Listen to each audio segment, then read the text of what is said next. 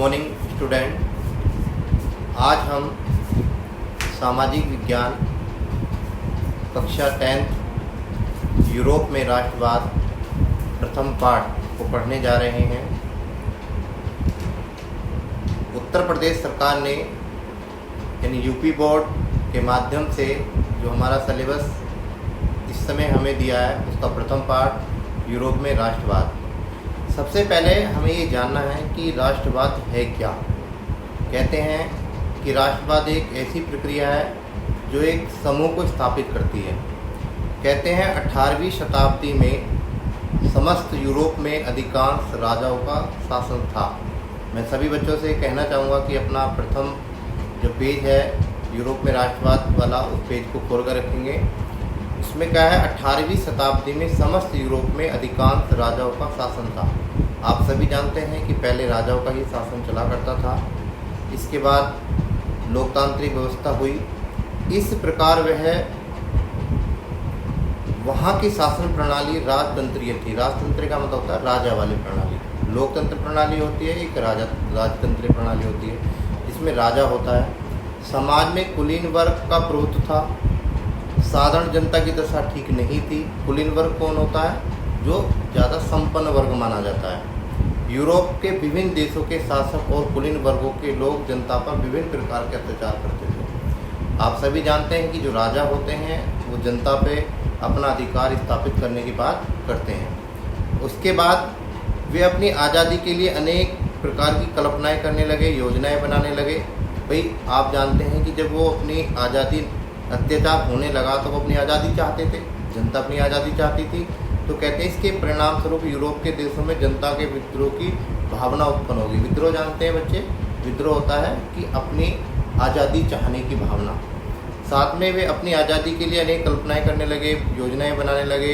इन देशों के बुद्धिजीवियों ने अपना नेतृत्व करके क्रांतिकारी संगठनों की स्थापना करी। कहते हैं जो बुद्धिजीवी वर्ग था, जो बुद्धिमान लोग थे, उन्होंने एक अपना वर्ग बनाया, एक क्रांतिकारी संगठन बनाया, उसके साथ वो अपना कार्य करने लगे।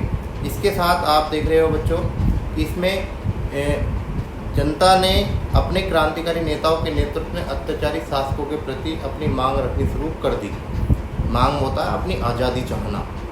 फिर कहते हैं तथा अनेक विद्रोह और आंदोलन किए। विद्रोह यानी अपनी धरना प्रदर्शन हो सकता है आपके रूप में, आंदोलन हो सकता है, अपनी बात रखनी हो सकती है।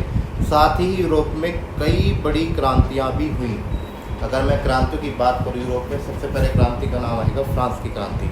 आपने कक्षा 9 में सामाजिक विषय में फ्रांस की क्रांति को पढ़ा है 1789 की। किस कारण 1789 की क्रांति हुई वो आगे चैप्टर में इसी में आने वाला है, उसके ऊपर भी हम चर्चा करेंगे। यूरोप की जनता के सभी विद्रोह आंदोलन क्रांतिकारी मुख्य रूप से इस विचार पर आधारित थे कि उनका अपना एक राष्ट्र हो, उससे उन्होंने सभी प्रकार के आवश्यक अधिकार और स्वतंत्रताएं प्राप्त हों। राष्ट्र के विचार की यही इस भावना ने ही सारे यूरोप में राष्ट्रवाद की विचारधारा का विकास किया। सभी यूरोप के अंदर जब अपनी आज़ादी चाहने लगे, अपनी विशेष व्यवस्था चाहने लगे, इस प्रकार से उस राष्ट्र का एक निर्माण होना शुरू हो गया। इसी विचारधारा के साथ राष्ट्रवाद का विचारधारा उत्पन्न हुई। यूरोप में ये राष्ट्रवाद अनेक रूप से सामने आया।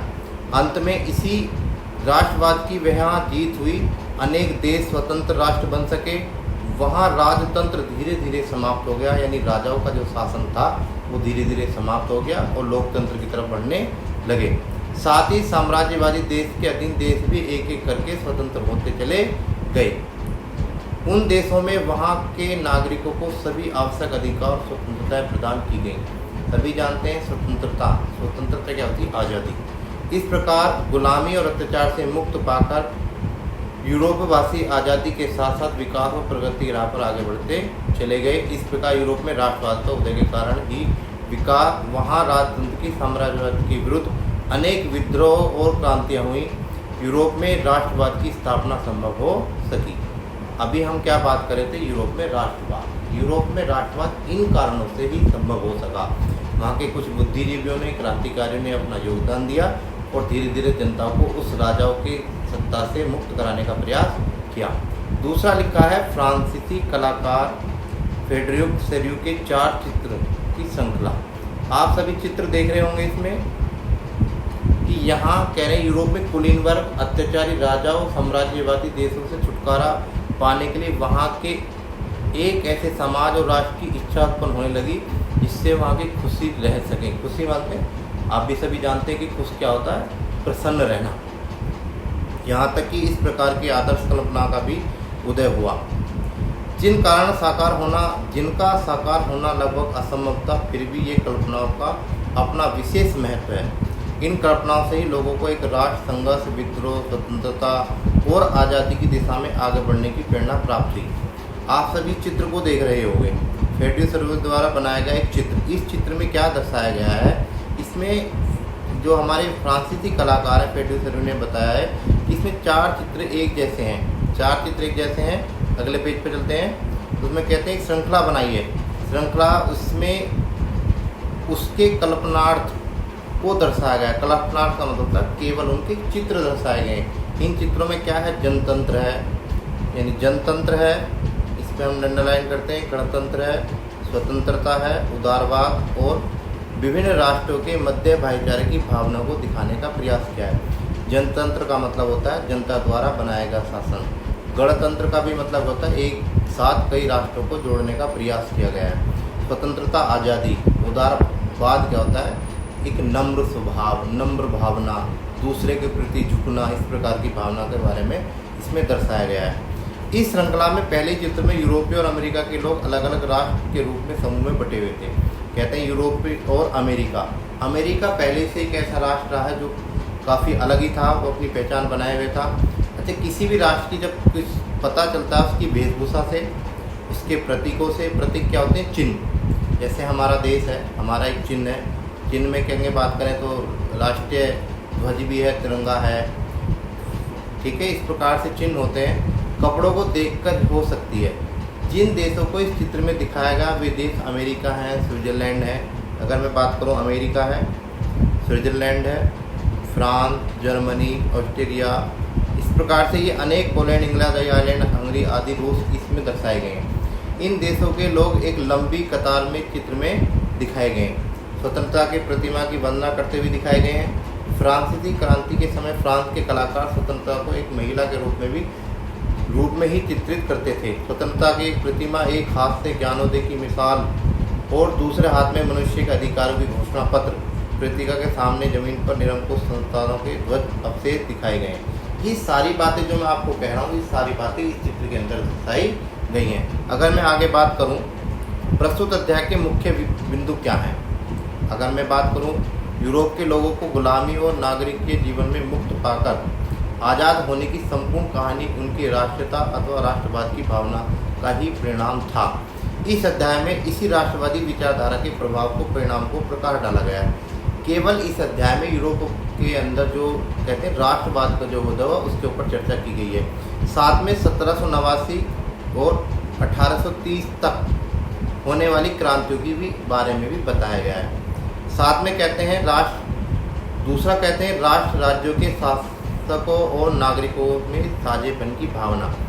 इन राष्ट्र राज्यों में वहाँ के शासकों और नागरिकों में साझेपन की भावना का विकास हो। साझेपन होता है समझौता करना, एक दूसरे के मिलजुल कर काम करना।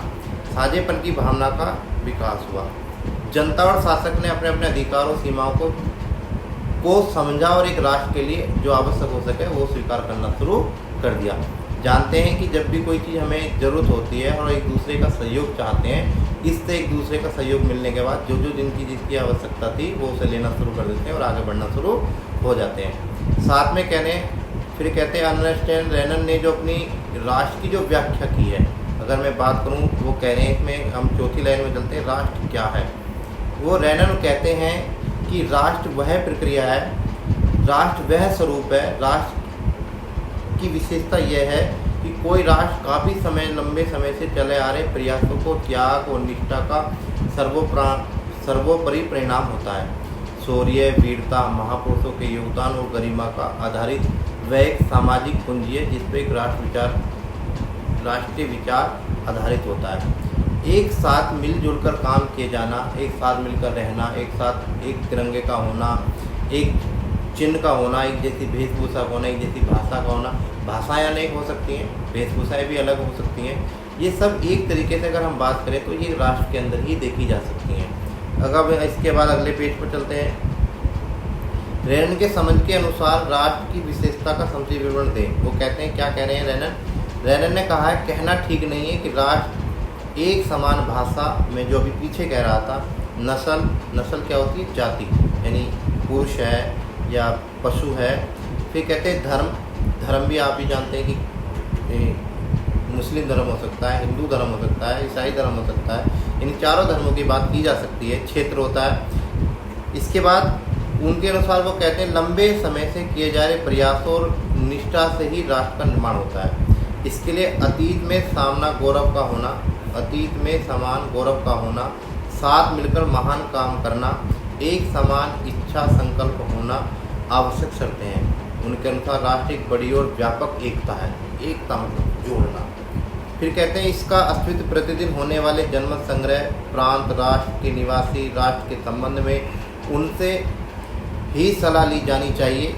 किसी राष्ट्र के दूसरे देश का अपने देश के विलय करना, उसमें अपने कब्जा करने की कोई रुचि नहीं होनी चाहिए। इसे अगर हम बात करें, इसे कहते हैं, हमें ऐसी भावना रखनी चाहिए कि हमें अपने देश के साथ साथ दूसरे देश पर किसी भी तरीके से उन्हें अपने अधीन करने का कोई प्रयास नहीं होना चाहिए। राष्ट्र का अस्तित्व बना रहे अत्यंत आवश्यक है। अस्तित्व होता है उसका वर्चस्व बना रहना, उसका होना स्वतंत्रता की गारंटी है। हम स्वतंत्र होंगे तो ये गारंटी होनी चाहिए, क्योंकि यदि संसार में केवल एक कानून, उसका एक मालिक होगा तो स्वतंत्रता लोप हो जाएगी। लोप मतलब समाप्त हो जाएगी। ऐसा हुआ तो कभी भी स्वतंत्र नहीं हो पाएंगे। अब सबसे पहले हम पॉइंट नंबर 1 पे आएंगे, फ्रांसीसी क्रांति और राष्ट्र का विचार। आप सभी जानते हैं, कक्षा 9th में आपने पढ़ा है फ्रांसीसी क्रांति।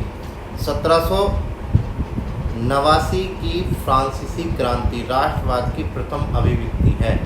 1789 जब फ्रांस के अंदर ये क्रांति हुई, यूरोप में राष्ट्रवाद की भावना का जब विकास सर्वप्रथम देखने को मिला, वो 1789 की क्रांति के माध्यम से ही मिला। फ्रांस की क्रांति में राष्ट्रवाद की भावना व्यापक रूप से विकसित हुई। वहाँ के बुद्धिजीवियों, अनेक क्रांतिकारी नेताओं और विद्रोह के लिए तैयार जनता ने मिलकर राजतंत्र का विरोध किया। जिस समय 1789 में फ्रांस की क्रांति हुई थी, उस समय वहाँ राजा लुई 16वां था। यानी कहेंगे, अगर बात करें, वहाँ का जो राजा था वो लुई यानी 16वां था। 16वें नंबर का राजा था लुई। वह एक निरंकुश शासक था, जिसका कोई अंकुश नहीं था जनता के प्रति। उस जनता के हितों की कोई परवाह नहीं थी। फ्रांस में साधारण जनता की दशा अत्यंत खराब हो चुकी थी। साधारण जनता वो होती जो बेचारी, अगर हम कहें तो साधारणों की जो कम कमाने वाली होती है, थोड़ा कमाने वाली होती है। फ्रांस, फिर कहते हैं, जनता की दयनीय स्थिति हो चुकी थी। लुई 16वें पूरी तरह अयोग्य शासक था। कहते हैं वो योग्य शासक नहीं था, वो इस योग्य राजा नहीं था। वे अपनी शान शौकत को बनाए रखने के लिए, यानी कहते हैं शान शौकत होती है अपनी पर्सनैलिटी को बनाए रखने के लिए, राजकोष का दुरुपयोग कर रहा था। राजकोष आप सभी जानते हैं, अगर हम शुद्ध भाषा में कहें, कोषागार होता है जहाँ पर पैसा रखा हुआ होता है, यानी राजा का पैसे रखने वाला वो स्थान, किसे कहेंगे, राजकोष, यानी राजा का जो पैसा होता है, कोष में होता है धन। फ्रांस के धनी सामंत, कुलीन, पादरियों को जो सुविधाएं प्राप्त हुई, वे साधारण जनता को प्राप्त नहीं थी। कहना है कि जो उच्च वर्ग के लोग थे, उन्हें ये सारी सुविधाएं उसने दे रखी थी। देश में कानून भी सभी के लिए समान नहीं था। इस प्रकार से अगर हम बात करें, ये 1789 की क्रांति के कारण बने। अगर हम क्रांति का पहला कारण देखें, पहला कारण क्या है बच्चों, अयोग्य शासक। मैं अभी पीछे बता चुका हूँ, लुई 16वें था, वो एक अयोग्य शासक था, और जिस कारण जनता उससे बहुत ही परेशान थी। उसके शासनकाल को, उसकी स्थिति को देखते हुए जनता उससे बिल्कुल भी खुश नहीं थी। दूसरा कहते हैं मध्यम वर्ग। अगर हम पहला बात करें, अयोग्य शासक, दूसरा मध्यम वर्ग। इंग्लैंड के औद्योगिक की क्रांति का फ्रांस पर भी प्रभाव हुआ। अगर मैं बात करूं, ये टॉप नाम है औद्योगिक क्रांति। इसका नाम वैसे कहते हैं आधुनिक युग, क्योंकि जब ये क्रांति हुई, इससे बहुत ही बदलाव हुए, बहुत नई नई टेक्नोलॉजी का प्रारंभ हुआ। अगर हम जितनी मशीनी की बात करें, सिलाई मशीन की बात करें, आदि की बात करें, साइकिलिंग की बात करें या हम रेल की बात करें, ये सारी औद्योगिक क्रांति के समय पर ही हुई है। फिर कहते हैं वहाँ भी औद्योगिक की स्थापना शुरू हो गई। औद्योगिकरण में देश में मध्यम वर्ग का उदय हुआ। इसमें हम डॉक्टर कह सकते हैं, वकील कह सकते हैं, उद्योगपति कह सकते हैं, अध्यापक भी कह सकते हैं, पदों पर कार्यरत अधिकारी आते थे। यह मध्यम वर्ग राष्ट्रवादी विचारों से प्रभावित था। इसके बाद तीसरा पॉइंट है इसमें, आम जनता की दयनीय दशा। आम जनता अभी जानते हैं, मैंने अभी पीछे बताया कि वो जनता इस क्रांति में के समय फ्रांस के कुलीन वर्ग के जो लोग, राजा लुई 16वीं और दूसरा उच्च वर्ग के धनी लोग विलासितापूर्ण जीवन व्यतीत कर रहे थे। विलासितापूर्ण ऐशोआराम वाला, ऐशोआराम की जिंदगी वो जी रहे थे। उन्हें साधारण जनता और मध्यम वर्ग के लोगों की कोई सहानुभूति नहीं थी, कोई उनके प्रति कहते हैं प्यार नहीं था, वो उनकी बिल्कुल भलाई नहीं चाहते थे। इस प्रकार से वो रोजी रोटी के लिए भी भटकते रहते थे। इसके बाद पेज नंबर आगे चलेंगे। मजदूरी वर्ग की दुर्दशा ज़्यादा ही खराब हो चुकी थी। जो लोग बेचारे रोज़ कमाने वाले लोग हैं, खेत किसान हैं, वो सब स्थिति उनकी बहुत ज़्यादा खराब हो चुकी थी। फिर पाँचवा पॉइंट है दार्शनिकों का प्रभाव। इस समय यूरोप में फ्रांस के कई क्रांतिकारी दार्शनिक सामने आए, उन्होंने भी अपने विचार रखे। अगर मैं बात करूँगा तो बहुत सारे ऐसे क्रांतिकारी आए, आगे उनके नाम आने वाले हैं। उन्होंने का बहुत बड़ा प्रभाव रहा। फ्रांसीसी समाज की बुराइयों को उन्होंने जनता के अवगत कराया। उन्होंने इस क्रांति, जब कोई बात ज़्यादा हद से ज़्यादा हो जाती तो कोई ना कोई निकल के आता है और उसका सामना करता है और जनता को जागरूक करता है। तो बहुत सारे क्रांतिकारी और दार्शनिकों ने सहयोग दिया।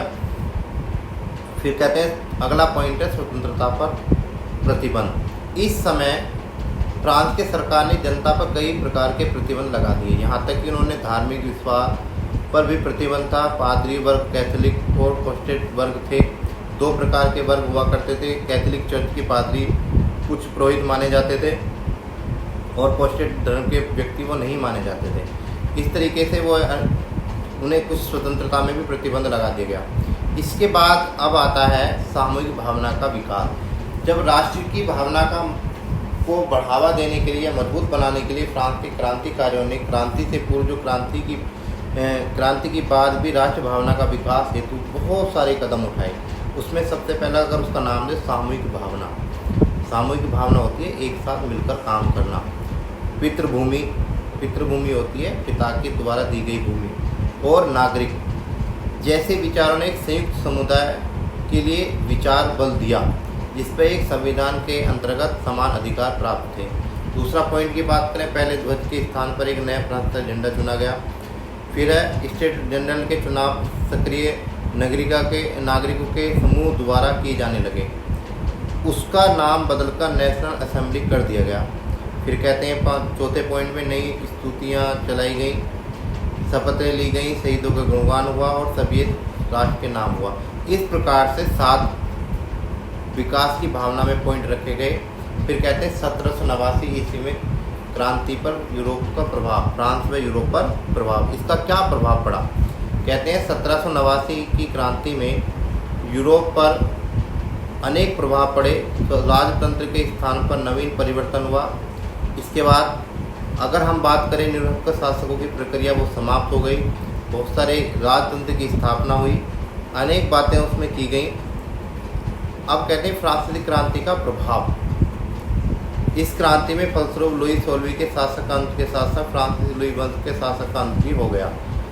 फिर कहते हैं इस दूसरे पॉइंट में, इस क्रांति के उपरांत फ्रांस में अनेक लोक कल्याणकारी कार्य भी आरंभ हुए, जैसे सड़कें बनना, पुल बनना, नहरें बनना, चिकित्सा लोग यानी आपके हॉस्पिटल आगे वगैरह खुलना, स्कूल आदि खुलना। इस प्रकार से ये सारे पॉइंट जो कह रखे हैं 9 के 9, ये सारे इस क्रांति के कारण ही प्रभाव हुआ यूरोप में। पहला हुआ फ्रांस में, इसका दूसरा प्रभाव हुआ यूरोप में। जब बात करें, पहला क्रांति का प्रभाव फ्रांस में हुआ, दूसरा फिर हुआ यूरोप में, क्योंकि हमारा चैप्टर मेन टॉपिक है यूरोप में का राष्ट्रवाद। यूरोप में भी विभिन्न देशों में राष्ट्रवाद की तेजी से विकास हुआ। विद्रोह और क्रांतियों के माध्यम एक दूसरे के प्रति एक करके वहाँ राष्ट्र राज्यों की स्थापना भी सफलता प्राप्त होने लगी। लोकतंत्र के इस विचार को सभी यूरोपीय देशों को बन मिला। सरकार जनता द्वारा और जनता के लिए होने लगी। कहते हैं ना, लोकतंत्र होता क्या है? जनता द्वारा जनता के लिए चुनी गई सरकार का नाम ही लोकतंत्र कहलाया जाता है, या राजतंत्र नहीं, लोकतंत्र कहा जाता है। यूरोप में समाजवादी विचारधारा का प्रचार प्रसार हुआ, यानी समाज के बारे में जो भी विचारधारी लोगों के पास थी, दार्शनिकों के पास थे, वो एक दूसरे के ट्रांसफर की जाने लगी। इसके फलस्वरूप सामाजिक और राजनीतिक आर्थिक समानताओं के सिद्धांतों को बल दिए जाने लगा। फ्रांसीसी क्रांति द्वारा अनेक देशों को भी निरंकुश शासकों से मुक्त कराने का भी प्रयास किया गया। केवल इसी से यूरोप में ही नहीं और फ्रांस में ही मुक्ति नहीं मिली, अनेक देशों के अंदर भी बात करें तो हॉलैंड में, बेल्जियम में, स्विट्जरलैंड में, इटली आदि देशों में भी इस तरीके की क्रांति का भी आगमन हुआ। केवल इसी ही क्रांति के माध्यम से लोगों के अंदर परिवर्तन आना शुरू। अगर हम बात करें, अभी मैंने कहा ना दार्शनिकों का भी कारण था उसमें नेपोलियन का बहुत बड़ा योगदान है। नेपोलियन के बारे में हम आगे पढ़ेंगे कि नेपोलियन कौन था। कहते हैं नेपोलियन के नियंत्रण में जो विशाल क्षेत्र आया वो अनेक सुधार का आरंभ बना। यद्यपि वे फ्रांसीसी राजतंत्र को पुनः वापस लाया था। इस प्रकार से उसने वहाँ प्रजातंत्र को समाप्त करके प्रशासनिक दृष्टि से अनेक क्रांतिकारी और प्रशासनिक कदम उठाए। 1804 ईस्वी में एक नागरिक संहिता बनाई, जिसमें नेपोलियन संहिता के नाम से भी जाना। क्या नाम है? नागरिक संहिता के स्थान पर नेपोलियन की संहिता का नाम भी दर्शाया गया। इसके आधार पर प्रशासनिक दृष्टि से अनेक उल्लेखनीय कार्य भी किए गए। अगर हम बात करें, नंबर 1, जन्म पर आज़ादी, विशेषाधिकार समाप्त कर दिया गया। कानून की दृष्टि से सभी की समानता पर ध्यान रखा गया। संपत्ति के आधार पर सुरक्षित बनाया गया। डच गणतंत्र, स्विट्जरलैंड, इटली और जर्मनी प्रशासनिक विभाजन को सरल बनाया गया। समानता व्यवस्था को समाप्त कर दिया गया। किसानों के भूदास्व और जमींदारी शुल्क को भी समाप्त कर दिया गया। इसे अगर हम दाब देंगे कि जो एक किसी तरीके का टैक्स होता था, अगर हम उस तरीके की वो थी जो किसान काम करता था, जो ज़मींदार व्यक्ति होते थे उन ज़मीनों पे वो काम करते थे, उसके बदले उन्हें कुछ काम का पैसा देना होता था। नागरिकों के कारीगरों के श्रेणी संघ के नियंत्रण को हटा दिया गया और लास्ट में कहते हैं यातायात और संचार सुविधा में भी सुधार किया गया। इस प्रकार नेपोलियन के द्वारा ये कार्य किए गए और नेपोलियन के अधीन क्षेत्र में फ्रांसीसी सेना और शासन के प्रति धीरे धीरे असंतोष और विद्रोह की भावना भी हुई। जब कोई व्यक्ति काम करता है तो कोई ना कोई उसके अंदर कमी रह जाती है और धीरे धीरे उसके अंदर भी उसका विद्रोह की भावना उत्पन्न हो जाती है। नेपोलियन के अधीन क्षेत्र में फ्रांसीसी शासक के प्रति शुरू में काफ़ी उत्साह था, इसलिए धीरे धीरे सेना का इन क्षेत्रों पर स्वतंत्रता की रक्षा के रूप में स्वागत किया गया। लोगों के मन में यह उम्मीद जगी कि फ्रांसीसी सेना उनकी धरती पर स्वतंत्रता के संग्राम को प्रोत्साहित करेगी, परंतु धीरे धीरे वे असंतोष में विद्रोह की भावना का विकास होना प्रारंभ हो गया। इस प्रकार प्रमुख कारण यह भी रहे कि नेपोलियन ने अपने क्षेत्र में प्रशासनिक परिवर्तन किए। इसके बाद प्यारे बच्चों, मैंने बताया कि नेपोलियन के अधीन क्षेत्र में जो फ्रांसीसी सेना और शासन के प्रति धीरे धीरे असंतोष की भावना भी उत्पन्न हो गई, क्योंकि जब नेपोलियन के कुछ ऐसे नियम लागू, उन्हें कानून बनाए, तो धीरे धीरे उनकी सेना के माध्यम से जो फ्रांसीसी सेना थी वो स्वतंत्रता संग्राम को प्रोत्साहित तो करने लगी। बाद में धीरे धीरे जनता के प्रति असंतोष की भावना भी उत्पन्न हो गई। इसके बाद नेपोलियन के जो कार्य किए थे उसके कारण ही लोगों में असंतोष उत्पन्न हुआ। और इसके बाद का जो चैप्टर होगा, इसके बाद में जो पॉइंट नंबर 2 है, यूरोप में राष्ट्रवाद का निर्माण, ये अगली वीडियो के माध्यम से आप सभी बच्चों को बताया जाएगा। और इससे पहले जब आपको पूरा चैप्टर करा दिया जाएगा, उसके बाद ही आपको इस चैप्टर के क्वेश्चन आंसर भी आपको करा दिए जाएंगे। अगली वीडियो में इससे अगला भाग वो आपको करा दिया जाएगा। नमस्कार।